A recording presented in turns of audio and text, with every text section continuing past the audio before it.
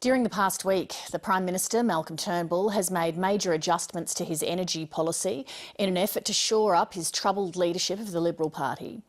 After a disappointing showing in the Super Saturday by-elections a month ago, off the back of months trailing in the opinion polls, Mr Turnbull's finding it increasingly difficult to maintain discipline over a vocal element of his own backbench being whipped up publicly by his predecessor, Tony Abbott.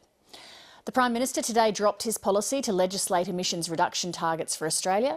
Joining me now with her analysis on what this means is 7:30's Chief Political Correspondent Laura Tingle. Laura, is Malcolm Turnbull's leadership actively under threat?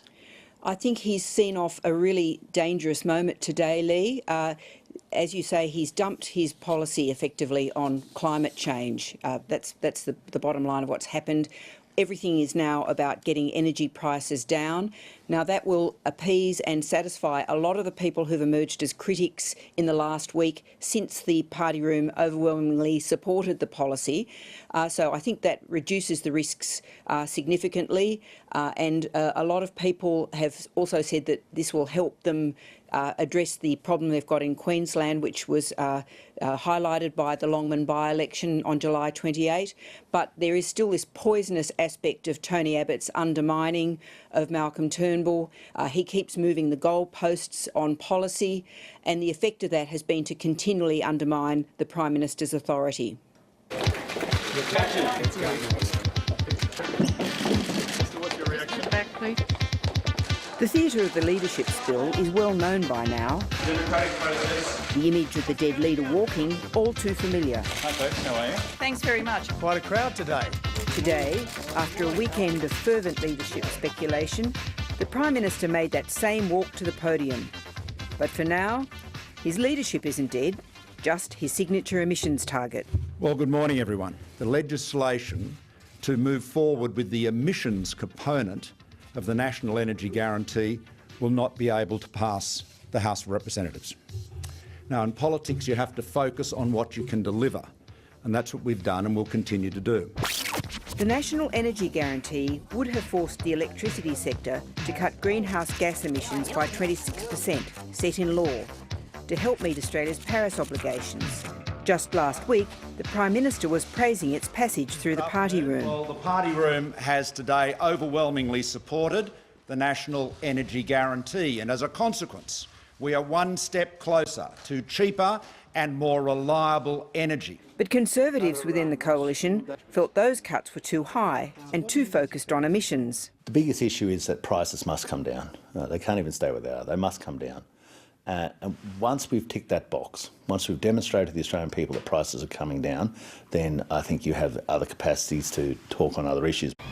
Tony Abbott, who signed Australia up to an emissions cut of up to 28% as Prime Minister, now wants the government to pull out of the Paris Climate Agreement altogether. We were advised at the time that we could achieve 26 to 28% without any economic dislocation and without new policy. Now, all of these things have turned out not to be true. And again, Lee, when circumstances change, you change your opinion. It's not the first time Turnbull's come under pressure over climate policy. In 2009, supporting Labor's emissions trading scheme, he made a stand. Saying that we're not going to do anything about climate change is irresponsible, and no credible, responsible political party can have a no action on climate change policy. It's as simple as that. You were here in 2009. What's the difference this time round in the way Malcolm Turnbull's handled things? Well, I'm glad that the Prime Minister is basically listening to the valid concerns people have, and you certainly need the character to be able to say, OK, now I'm listening to you, I'm going to act on what I hear. And I think that makes a big difference because people don't like politicians with a tin ear and they get concerned about that.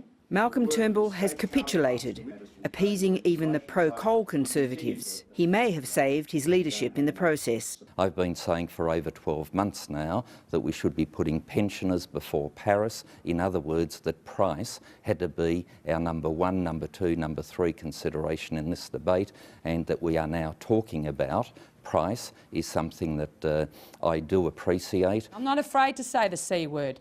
Coal is going to be one of those areas that we're going to invest in. This was never a witch hunt or I'm in this camp or I'm in that camp. It was portrayed in certain sections of the media. The only camp I was in was the camp for lower power prices, and however we got them, I did not really care. But I think that we have made a substantial step in that direction. Thank you all very much.